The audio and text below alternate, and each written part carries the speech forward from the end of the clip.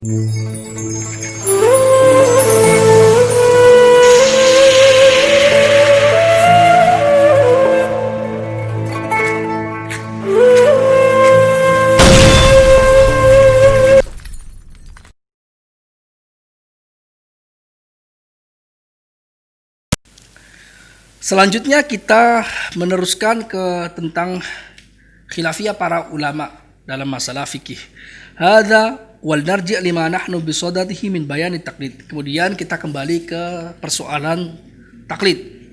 Wa ha ana uqaddim laka kalaman yunasibuhu faqul. Saya akan mengetengahkan pembahasan yang sesuai. Saya mengatakan qala Syekh Ibnu Hajar fil Khairatil Hisan ba'dama naqala hadis ikhtilaf ummati rahmah wa sahahah. Imam Ibnu Hajar Al-Haytami dalam kitab Al-Khairatil Hisan setelah menukil hadis ikhtilaf ummati rahmah, khilafnya para ulama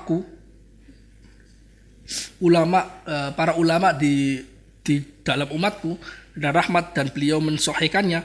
Fa'alaikum an ta'taqidu anna khilafa a'immatil muslimin ahli sunnati wal jamaah fil furu' ni'matun kabirah. Beliau mengatakan kalian wajib meyakini bahwasanya perselisihan pendapat para imam ahlu sunnah wal jamaah dalam fikih furu' itu adalah ni'matun kabirah. Itu adalah nikmat yang sangat besar. Wa rahmatun wasi'ah, dan rahmat yang luas. Walahu sirrun latif, memiliki rahasia yang sangat dalam.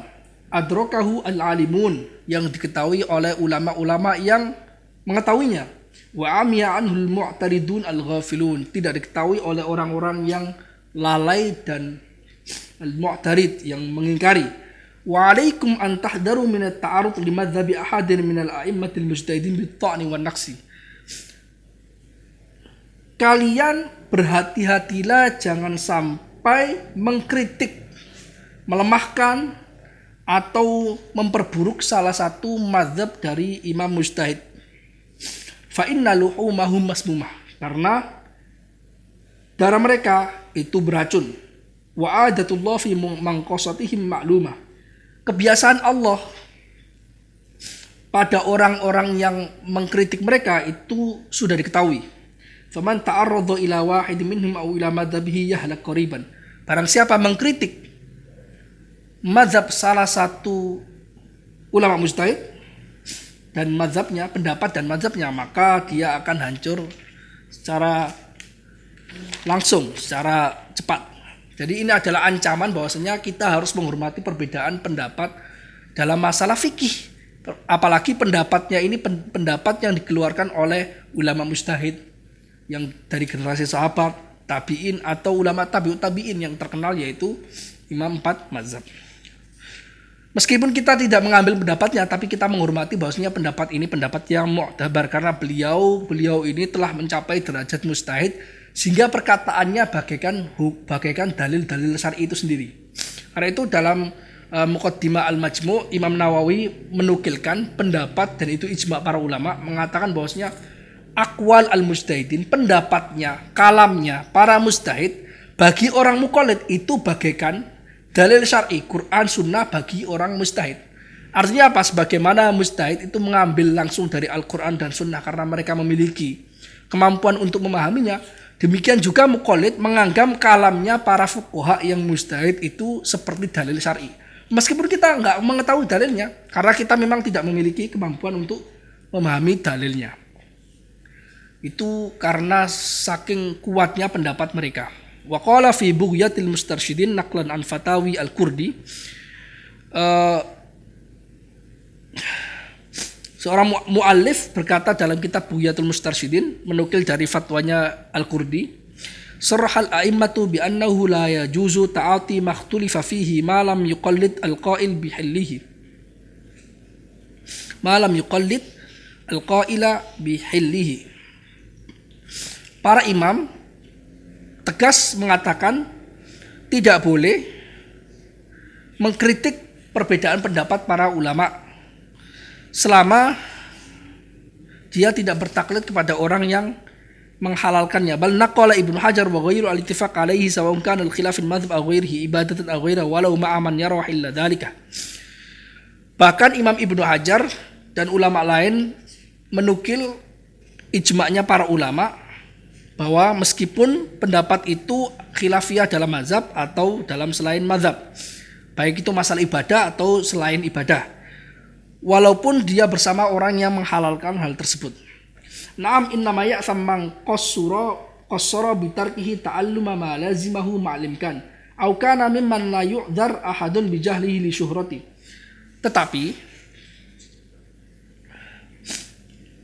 Tetapi seseorang hanya berdosa ketika dia teledor meninggalkan apa yang wajib ia pelajari, padahal dia mampu.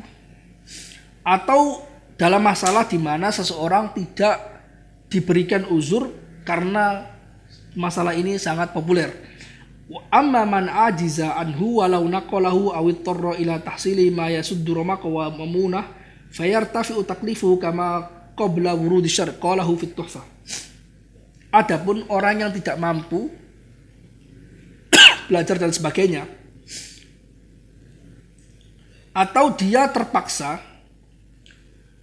melakukan pekerjaan untuk menghidupi dirinya sendiri atau orang yang dia tanggung, maka dia tidak mendapatkan taklif untuk mempelajari hal tersebut. Sebagaimana itu dikiaskan seperti seseorang belum dapat syariat, seperti syariat belum datang. Qalahu fit tuhfah, dikatakan oleh Imam Ibnu Hajar dalam kitab Tuhfah.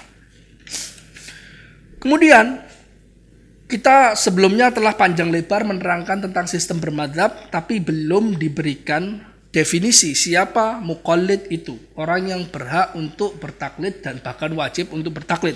Qala Sayyid Umar fi fatawihi wa Ibnul Jamal fi Fathil Majid. As-Sayyid Umar dalam fatwa beliau dan Ibnul Jamal dalam Fathul Majid berkata, at-taqlid wal akhdhu wal amalu biqaulil mujtahidin min ghairi ma'rifati dalilihi. Taklid adalah mengamalkan pendapat mujtahid tanpa mengetahui dalilnya.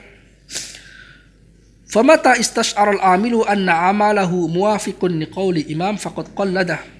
Kapanpun seorang yang mengamalkan pendapat itu merasa bahwasanya perbuatannya sesuai dengan pendapat salah satu imam yang telah diakui sebagai mujtahid atau yang menukil dari pendapat mujtahid, maka itu dia berarti bertaklid kepadanya. Wala yahtaju ila talaffudzi bitaklid, tidak butuh mengucapkan niat saya niat bertaklid kepada imam ini, enggak perlu. Pokoknya dia mengetahui ketika dia butuh penjelasan tentang masalah tertentu, kemudian dia mencari jawabannya dan tahu bahwasanya ini telah dikatakan jawabannya oleh salah seorang imam, maka itu telah taklid. Kemudian syarat sah taklid itu bagaimana? Wa qala Ibnul Jamal wa ghairu wa syurutut taklid sittah. Syarat-syarat taklid ada 6. Al-awwal an yakuna madhhabu al-muqallad bihi mudawwanan. Pertama syaratnya mazhab orang yang ditakliti, yang diikuti pendapatnya itu telah terkodifikasi. Seperti mazhab Imam 4. Litatamakkana fihi ta'aqubul anzar wa yatahassal lahu al-ilmul yaqini bikaunil mas'alati al-muqallad biha min hadhil madhahib. Agar mazhab ini telah mengalami penelitian para ulama dan dia mendapatkan kepastian bahwasanya masalah yang ditakliti ini termasuk dalam mazhab ini, sehingga dia tidak salah mengambil pendapat seolah-olah ini mazhabnya ulama ini, padahal ulama ini tidak pernah mengatakannya. Ini soal otentifikasi pendapat, apakah ini benar dikatakan oleh seorang imam mazhab atau tidak.